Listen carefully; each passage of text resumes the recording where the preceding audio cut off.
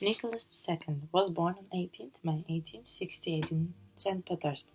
He inherited the throne when his father Alexander III died in 1894 because of kidney disease. Although he believed in autocracy, he was eventually forced to create an elected legislature. The Russian public blamed Nicholas II for his poor military decisions and Empress Alexandra for her ill-advised role in government. Nicholas II was the last Tsar of Russia under Romanov rule.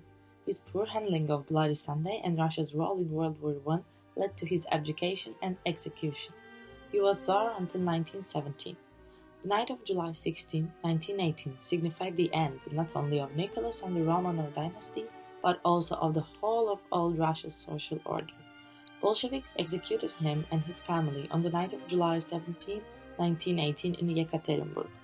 Russia, thus, and more than 3 countries of Romanov dynasty's rule. He married, they had 4 daughters, and in 1904 his wife Alexandra gave birth to the longed-for male heir Alexei. The parents' joy soon turned to concern as Alexei was diagnosed with hemophilia. They were desperate to find an effective treatment for Alexei. They even went so far as to let the monk Rasputin hypnotize the boy. The emperor was a devoted family man that he focused on his family instead of government issues. The main objective of Nicholas II's foreign policy was to maintain the status quo in Europe. However, in the 1890s, Russia experienced economic growth and began to expand its industry into the Far East. In 1891, construction on the Trans-Siberian Railway had begun, connecting Russia with the Pacific coast. As a result, Japan felt increasingly threatened and attacked. In the wake of Russia's defeat, Nicholas II entered peace negotiations with Japan that summer, but much greater concerns soon demanded his attention. He had few intellectual pretensions but delighted in physical exercise, yet on formal occasions he felt ill. Though he possessed great personal charm, he was by nature timid. He shunned close contact with his subjects, preferring the privacy of his family circle. His wife Alexandra had the strength of character that he lacked and he fell completely under her sway. He distrusted his ministers mainly because he felt them to be intellectually superior to himself. In pursuing the path of duty, Nicholas had to wage a continual struggle against himself. His dedication to the dogma of autocracy was an inadequate substitute for a constructive policy, which alone could have prolonged the imperial regime. Nicholas was the first Russian sovereign to show personal interest in Asia. His attempt to maintain and strengthen Russian influence in Korea was partly responsible for the Russo-Japanese War. In 1905, he reluctantly agreed to create a National Representative Assembly, or Duma. Nicholas cared little for keeping promises extracted from him under duress. He swore to regain his formal power and ensured that, in the new fundamental laws, he was still designated an autocrat. To improve working conditions and establish a popular assembly. Troops opened fire on the demonstrators, as peasants all over Russia sympathized with the workers' cause. Thousands of uprisings took place and were suppressed by Nicholas' troops, serving to further increase tensions. Nicholas was eventually forced to concede to creating an elected legislature called the Duma. Nicholas and his family were condemned as enemies of the people. The failures of Nicholas II.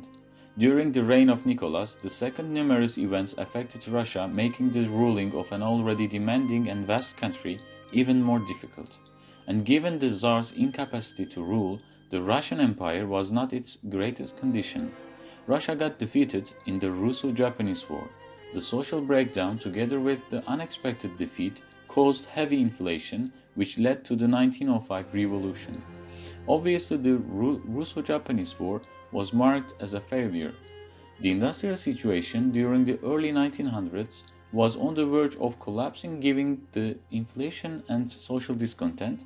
Peasants and the main opposition parties began a wave of strikes, demonstrations and protests which led the ministers of the Tsar to fear an upcoming revolution, while Nicholas II had no initiative to prevent such an event from occurring. Russia's involvement in World War I resulted in the opposite of what the Tsar expected. By going to fight on the front, Nicholas II hoped to enhance the people's support towards him and create a sense of patriotism which was, with no doubt, lacking from the Russian people. He hoped that such predicted support and trust towards himself would be enough to motivate Russian soldiers and win the war. But given his military inexperience, his strategy resulted in complete failure on all fronts. While the main ruler of the country had set off to war, Russia was ruled by the Tsarina, who was heavily influenced by Rasputin.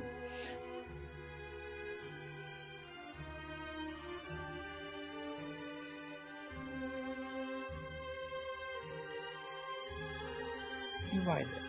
Since the emperor had no experience of war, almost all his ministers protested against this step as likely to impair the army morale.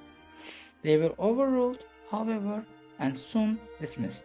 Nicholas II didn't, in fact, interfere idly in operational decisions, but his departure for headquarters has serious political consequences. In his absence, supreme power in effect passed with his approval and encouragement to the empress. A chaotic situation resulted in the midst of the desperate struggle for the national survival.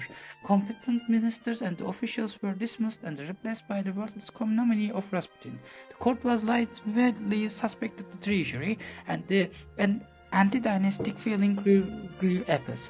Conservatives plotted Nicholas' deposition in the hope of saving the monarchy. Even the murder of the Rasputin failed to dispel Nicholas' illusions. He blindly discredited the ominous warning, as he did those by the other likely to placed personages, including the members of his family. His isolation was virtually complete. Abdication at that. When anti-Bolshevik white Russian forces approached the area, the local authorities were ordered to prevent a rescue. In the early hours, July 17, 1980, the prisoners were also slaughtered in the cellar of the house they had been confined. The bodies were burned, cast into the abandoned mine shafts, and then hastily buried elsewhere. A team of Russian scientists located the remains in 1979, but kept the discoveries secret until after the collapse of the Soviet Union.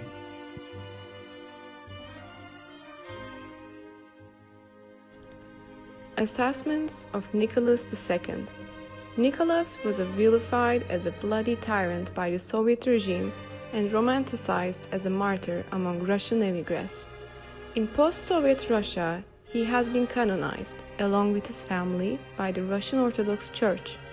Western scholarships has been colored by attitudes to the Bolshevik regime and is collapsed and shaped by debates between those optimistic about the progress of Tsarist Russia on the eve of the war and those who believe it was a fundamental crisis. Those who are largely optimistic, such as Arthur Mendel, point to the economic growth, the Duma, the spread of education, agricultural reforms under Prime Minister Petr Arkevich Stoplin during period of 1862 and 1911, and an emerging middle class as indicators that Nicholas Russia would have evolved into a prosperous democracy had the First World War not erupted. Pessimists like Leopold Hampson foreground the unsustainable methods and costs of industrialization, irreconcilable gulfs in society, and weak constitutional foundations as evidence of looming disintegration. Russian domestic policy, of course, cannot be neatly separated from escalating European tensions. Nicholas's religious fatalism, aloofness, pedantry, vacillations over policy, and dedication to personal rule disastrously intersected with the bureaucratic rivalries, arbitrariness, and administrative overload inherent in the absolutist monarchy. Diplomatic achievements. Tsar Nicholas II, even if known as unsuccessful overall, had several diplomatic achievements. He was trying to maintain the status quo rather than being an expansionist. In 1897, the diplomat Alexander Olerovsky was appointed by Tsar Nicholas II as the minister-resident and the first Russian consul in Bangkok. He was specifically tasked with opposing British expansion in Indochina and brokering peace between Siam and France.